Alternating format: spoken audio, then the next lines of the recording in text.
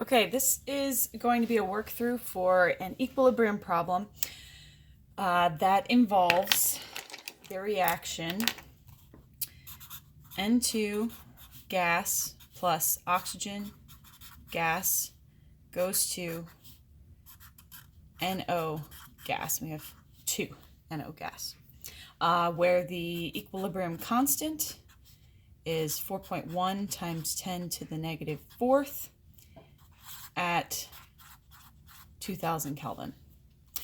So this problem is from the slides. It's one of the ones that we did not have a chance to go over, and the reason I'm specifically wanting to record a video for this one is because in order to solve for x here, you either have to use the quadratic formula or you have to use a little trick that we're going to introduce here that's going to make things a lot easier moving forward when it comes to solving ice tables.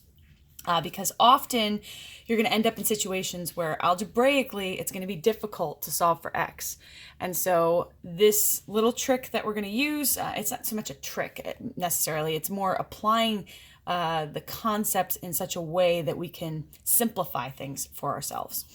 So I want to introduce this, and I'm going to start off by just approaching this problem as we normally do. So at the beginning here, this will just be extra practice for how do we set up ice tables and all that sort of jazz. And if you're wondering which problem this is specifically, it was number 9 on the slides for this is spring semester 2018, and this is also in your notes packet, so you can go ahead and follow along there if you want to, or whatever. So I don't have the problem all written out here, but I am going to be kind of reading from the problem, and I'll write down some of the other information that we're given as we get going here.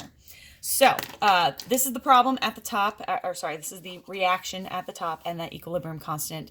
Other information we're being given for this particular problem is that we have some initial values for these things that are in solution. Let me put this at the top here. So we are told that we have 0.5 moles of the N2 gas. We've got 0.86 moles of the oxygen gas. There's no mention of anything in regard to the nitrogen monoxide gas, and it's specifically worded that initially 0.5 moles of nitrogen gas and 0.86 moles of oxygen gas are being placed into a 2-liter vessel. And so remember that when you see that sort of wording, that implies that you're just starting with reactants here. There's not going to be any product present, and so that also tells us that we have to be shifting towards products in order to get to equilibrium, because if you start with 0 product, then that means you must be shifting towards products, because equilibrium defines this state as having some amount of reactants and some amount of products present. Now, if you're noticing, oops, I've got the units on this. If you're noticing, these numbers that are being given to us aren't enough for us to get going on our ice table, because this is a Kc value over here that we're being given, so we need to know the concentrations. So the other thing that we need to do first here is solve for what are our actual concentrations that we're starting with. And luckily we're given the number of moles, we're given the volume. That should be a big tip off that we need to solve for concentration first. So our N2 initial concentration, and I'm using a little 0 here to indicate the initial concentration, is going to be the 0.500 moles of the N2 over that 2 liters for our total volume. And this is going to give us 0.25 molar for the concentration. Then for the O2 initial concentration, we're going to have 0.86 moles of O2 over the 2 liters. And so that's going to give us 0.43 molar for our oxygen. Okay, so we now have our nitrogen and our oxygen initial concentrations, so we can actually start our ice table now. So I'm going to put ice, I-C-E, off to the side here, and I'm going to start filling in these values. So for our initial values, we're going to have the 0.25 and the 0.430 that we just solved for. So 0.25 molar and the 0.43 molar. And again, 0 of our product, because we're just starting with these reactants in this vessel and we're letting them proceed towards products. For the change, and we talked about this in class, this is going to follow from the coefficients that we have out in front in this reaction. We don't know how much it's changing by to get to equilibrium. That's what we're trying to determine. So we're using a variable x. And since we know this is shifting towards products, that means we're going to lose some amount of our reactants. We're going to gain some amount of our products. So we know this should be a negative x for the change for N2. It's also going to be negative x for the change for O2. And notice I have just one x here because there's ones for coefficients out in front. So whatever you call just one x has to be something that does not have a coefficient out in front. And both of these just have coefficients of 1. So that's why we have negative 1x, negative 1x. Over here, we're now gaining some amount of our nitrogen monoxide, so that's going to be a plus. And since there's a 2 out in front, it needs to be plus 2x. So for our final equilibrium values expressed in terms of x, we're going to have 0.250 minus x for our N2. We're going to have 0.430 minus x for our O2, and we're going to have just 2x for our NO. Again, remember this is kind of coming from just adding together the top 2 rows of this table. You just combine them together to get those final values. And again, I put little parentheses around here just because it gets a little crowded sometimes, and I want to make it very clear to myself what is in each one of these columns so that I don't accidentally grab something incorrectly. Okay, since we're finished using these concentrations at the top here, I'm going to go ahead and cover that back up and just slide this up so we have some space to work with. Because now we want to start solving for x. And our method for solving for x whenever we have a k being given to us is to actually go ahead and use that value of k to solve for x. And we're going to do this by first coming up with what our equilibrium expression should look like for k. So let's see, what color do I want to do this in? I guess I'll do this in blue here. Okay, so Kc is going to be equal to the concentrations of our products over the concentrations of our reactants. So the NO is our only product, so that goes on top. And since it has a coefficient of 2, we need to incorporate that as an exponent on this expression. On the bottom, we're going to have our reactants, so that's going to be the N2 and the O2 concentrations. And there's ones out in front for both of those, so we don't need to worry about any exponents.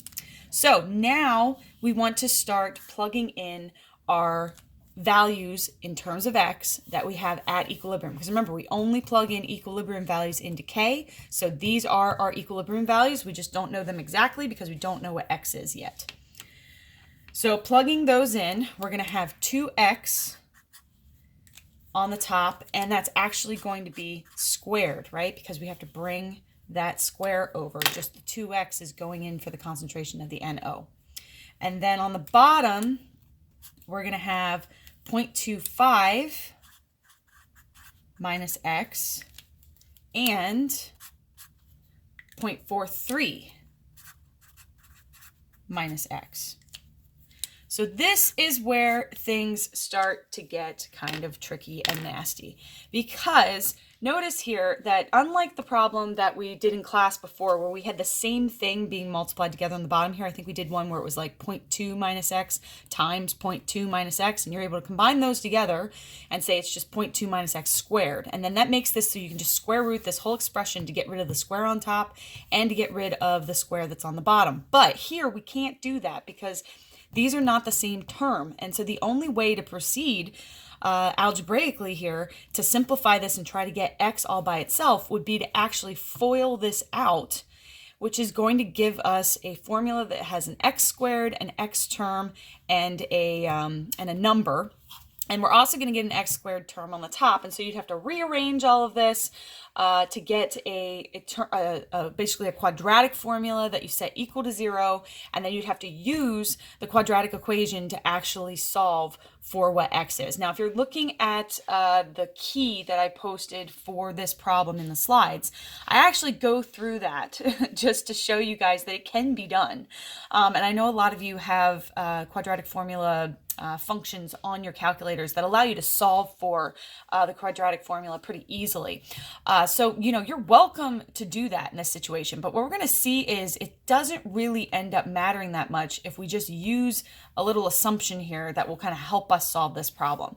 So I want to point out, first of all, that if you were to go through and actually solve the quadratic formula here, if you were to FOIL this, and remember FOIL is first, outer, inner, and last, right? To FOIL that all out, get that whole expression, and then simplify everything you have so that you get one big long equation on one side and it's set equal to 0.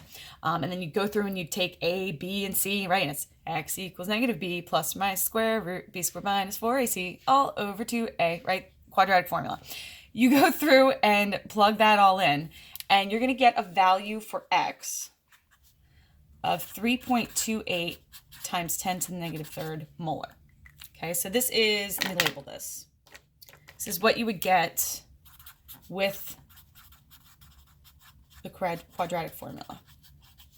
Okay, now we're going to come back and compare what we're going to get with this other method to this number, because this is technically the most accurate way to solve for it. But we're going to see we can get reasonably close to this by just doing a different method here. Okay, so that different method involves recognizing that in situations where k is relatively small, so this k value up here is actually a bit on the borderline for being called small, because if you remember, intermediate values go from 10 to the positive fourth to 10 to the negative fourth, and this value right here is 10 to the negative fourth. So you could maybe call this intermediate, but we know it's also weighted on the side of mostly being reactants at equilibrium, right? Because it's close to this range where we're going to say it's a small value. And it turns out that 10 to the negative fourth is kind of the cutoff for us being able to say that this is small enough to proceed with this assumption that we're going to make. And that assumption is that if this is so small and we're really not going to shift to form very much product, then that means that it's probably going to be a pretty small value for x, as we can see, a pretty small value for x compared to these starting concentrations. Now, if you had not solved for the quadratic formula, you would not be able to look at this number right now and say for sure that it's really small. So that's why we call this an assumption, because we're going to look at the value for k. We're going to say this doesn't shift towards products very much, which means x is going to be pretty small. And if it's small enough in comparison to these initial concentrations that we're starting with, then we're not really subtracting much from those initial concentrations. And that means that mathematically down here in this expression, we can kind of ignore this minus x term in both of these because it's not going to change the 0.25 or the 0.43 by a very large amount. So essentially, these numbers on the bottom are just 0.25 and 0.43, and we can ignore that minus x term. Now, what you can't ignore is the x in this position, because anything for x, no matter how small, is going to be bigger than 0. So when you have a situation where you're starting with 0 and you're either adding x or subtracting x, that is going to be significant because, like I said, no matter how small x is, it will always be bigger when compared to 0. It'll always be significant when compared to 0. Okay, so with this assumption in mind, what we're going to do now is I'm going to bring this equation down here. I'll come down here and write this again. And I'm going to simplify this now. So the 2x is going to stay on the top. That's not going to change. Because like we said, that x is actually significant because it's being compared to 0. So that's not going to change. It's going to stay on the top. 2x squared. On the bottom, though, we're now going to turn this into just 0.25 and 0.43. This makes this a lot easier now because we can very easily multiply these two numbers together now to get a number, and now it's much simpler to solve this problem. Now, one thing I have not done yet, which you may be confused by, because you're probably sitting here going, oh, how are we solving this exactly? Because you still have this just being equal to kc. Well, remember, kc is 4.1 times 10 to the negative fourth. So we're setting this whole expression equal to 4.1 times 10 to the negative fourth. And so if we have this whole thing equal to a number, we can actually go ahead with solving this. So I'm going to keep going here, and we're going to recognize that this is then going to turn into 2x squared on the top. And then on the bottom, if I combine those two numbers together, let's see, the 0.25 times the 0.43, that gets us 0.1075 for the number that we have on the bottom. And so to go through with solving this, we're going to now multiply 0.1075 by 4.1 times 10 to the negative fourth, right? So we're moving this over to this side. And when you multiply those two together, you're going to get 4.4075 times 10 to the negative fifth. Sig figs on this is just the 2 sig figs there.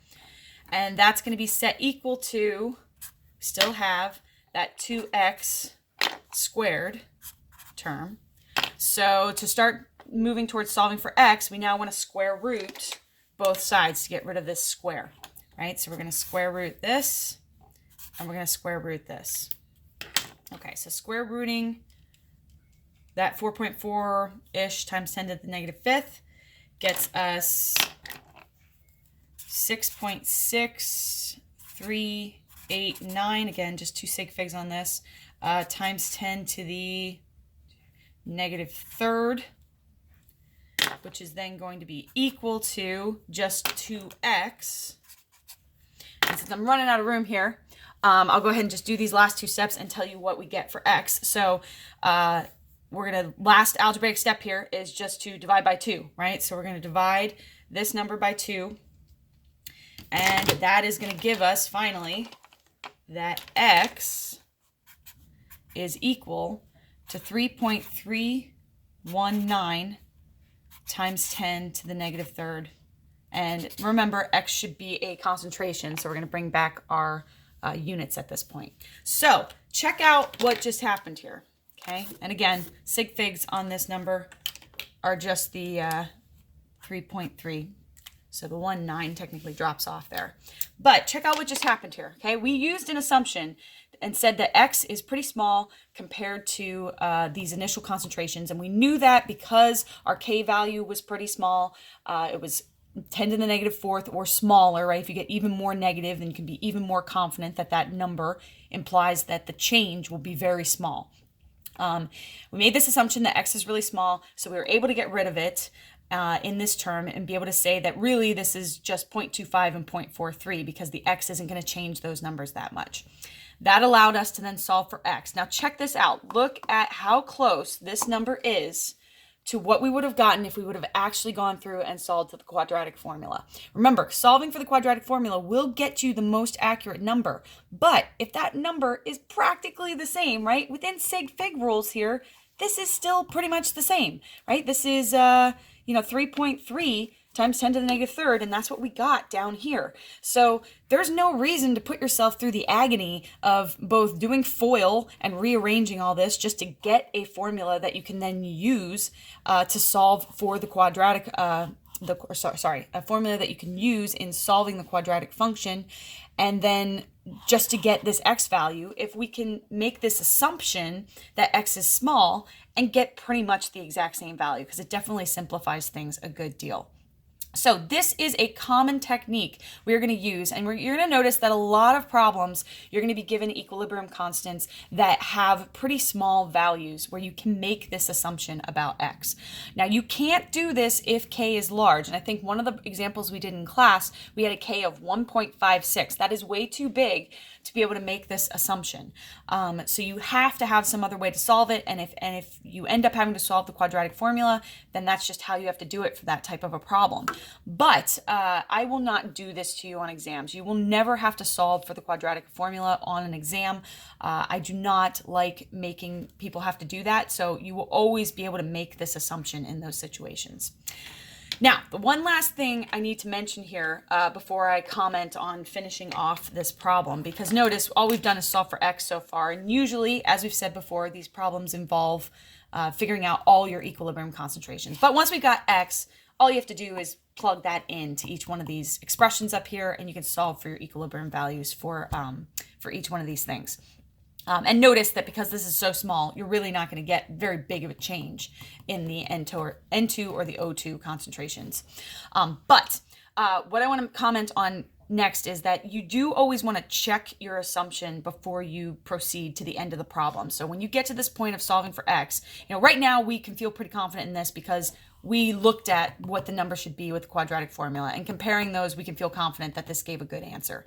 But as I said before, you're not going to solve the quadratic formula. You're not going to know what the exact answer should be. You're going to make the assumption to be able to simplify things for yourself.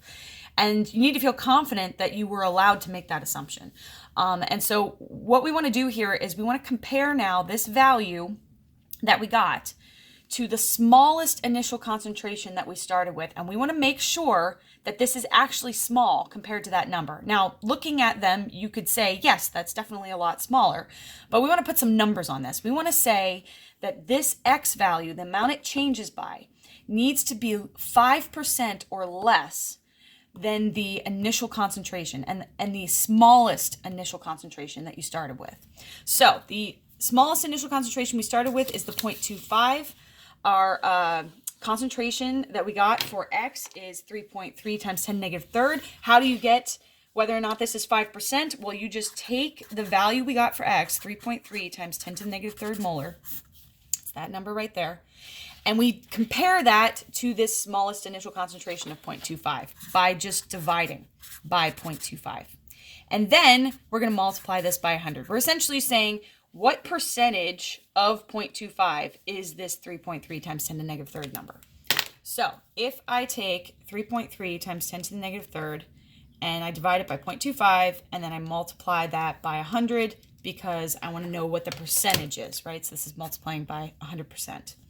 I get 1.32%. So this confirms that yes, this change of X, right, this change in the concentration is smaller than 5% of what I originally started with. And if it's smaller than a 5% change, then this assumption that it doesn't change the number by a significant amount, that's a valid assumption in this situation. Okay. So I'm going to leave it up to you guys to look at the key for how you kind of finish off this problem, because that part's pretty easy. You're just plugging in this X into here. So 2 times X is going to give you your concentration of NO. And then 0.25 minus X and 0.43 minus X will give you your concentrations of the N2 and the O2 at equilibrium. Remember that you can always double check to make sure that your concentrations make sense once you've solved for all of them by plugging them back into your K expression and making sure you get the actual value for K that was given at the beginning. That's always another good way to double check your answers.